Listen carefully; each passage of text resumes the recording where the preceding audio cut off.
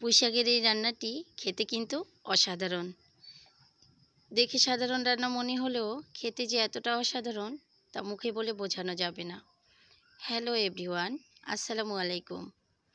আজকে আমি আপনাদের সঙ্গে শেয়ার করছি খুবই সাধারণ একটি রান্না, পুঁইশাক দিয়ে আলু। আমার এই ভিডিওটি দেখে বাসায় একবার হলেও ট্রাই করবেন, আশা করি সবাইকেই ভালো লাগবে। এখানে আমি পুঁইশাক নিয়েছি। পুঁইশাকগুলো দেখতেই পাচ্ছেন কতটা কচি। আপনারা চাইলে যে কোনো পুঁইশাক দিয়ে করতে পারেন, তবে এরকম কচি পুঁইশাক দিয়ে খেতে কিন্তু অসাধারণ। আমি পুঁইশাকগুলোকে খুব ভালোভাবে ধুয়ে নিয়ে এবার কুচি কুচি করে কেটে নিব। এভাবে আমি সবগুলো পুঁইশাক কেটে নিব।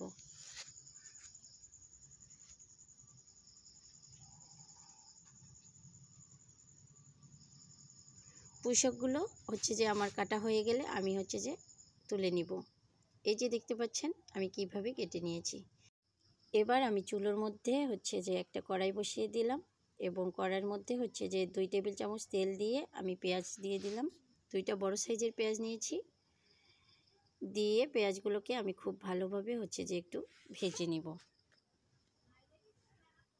পেঁয়াজগুলো একটু আমার লাল লাল হয়ে আসলে আমি এর মধ্যে দিয়ে দিব 1 টেবিল চামচ লবণ, দিয়ে দিব 1 চামচ পরিমাণ হলুদ গুঁড়ি, দিয়ে দিলাম 1 চামচ পরিমাণ মরিচ গুঁড়ি।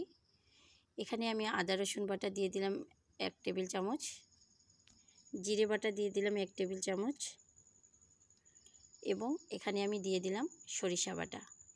এই সরিষা বাটাটা দেওয়ার কারণে এই রান্নাটি খেতে অসাধারণ হবে। এরপর আমি এখানে দিয়ে দিলাম গরম মশলার গুঁড়ি। আপনারা অবশ্যই চেষ্টা করবেন এখানে সরিষা বাটা নিতে, তাহলে খেতে কিন্তু অসাধারণ হবে। মশলাগুলোকে আমি খুব ভালোভাবে একটু কষিয়ে নিয়ে আমি এর মধ্যে দিয়ে দিলাম একটি বড় সাইজের আলু। আলুগুলো দিয়ে আমি খুব ভালোভাবে একটু কষিয়ে নিব। কষানো হয়ে গেলে আমি এর মধ্যে দিয়ে দিলাম 1 কাপ পরিমাণ পানি, দিয়ে আমি এখন খুব ভালোভাবে ঢেকে দিব। একটু বলক চলে আসলে আমি এর মধ্যে দিয়ে দেব ভেজে রাখা 2 টুকরো মাছ। এখানে আমি পাঙ্গাস মাছ নিয়েছি, আপনারা চাইলে যে কোনো মাছ দিয়ে করতে পারেন। আমি এখানে মাছের কাঁটা ব্যবহার করতেছি। মাছের যে মাথার অংশটা সেটা নিয়েছি, আপনারা চাইলে পিস দিয়েও করতে পারেন। এবার আমি মাছগুলোকে খুব ভালোভাবে কষিয়ে নিব। মাছগুলো আমি একটু ভেঙে দিচ্ছি, তাহলে খেতে কিন্তু খুব ভালো লাগবে। এবার আমি ঢাকনা দিয়ে ঢেকে দিলাম। আলুটা একটু নরম হওয়া পর্যন্ত আমি খুব ভালোভাবে এটা একটু কষিয়ে নিব। আমি খুব ভালোভাবে এটা কষিয়ে নিচ্ছি, নাহলে কিন্তু একটা গন্ধ থেকে যাবে। তো এভাবে আমি দেখতেছি যে আসলে আলুটা কতটা নরম হয়েছে। তো আমি দেখলাম যে আলুটা নরম হয়ে গেছে। এর মধ্যে আমি দিয়ে দিব কেটে রাখা সেই পুঁইশাকগুলো।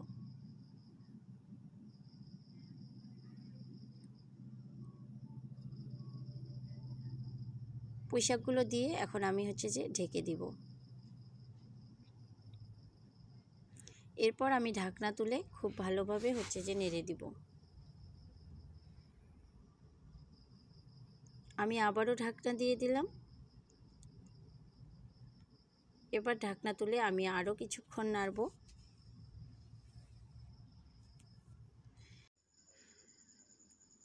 এখানে আমি আরেকটু কষিয়ে নিচ্ছি। আমার রান্না কিন্তু শেষের দিকে, দেখে বোঝা যাচ্ছে কতটা সুন্দর হয়েছে। আমি একটু আলুটাকে চেপে দিলাম, দেখতেছি আলুটা আমার একদম সিদ্ধ হয়ে গেছে। তো এরপর আমি নামিয়ে নিব। আপনারা অবশ্যই একবার এভাবে বাসায় তৈরি করে দেখবেন, আশা করি ভালো লাগবে। যারা ফেসবুক থেকে আমার এই ভিডিওটি দেখছেন অবশ্যই আমার পেজটিকে ফলো করে দিবেন, এবং যারা ইউটিউব থেকে দেখছেন আমার চ্যানেলটিকে সাবস্ক্রাইব করে দিবেন। এই রান্নার বিশেষত্ব গুণ সরিষা বাটা। সরিষা বাটা দিয়ে এই রান্নাটি একবারে অসাধারণ খেতে। অবশ্যই ট্রাই করবেন এভাবে। ভিডিওটি দেখার জন্য অসংখ্য ধন্যবাদ।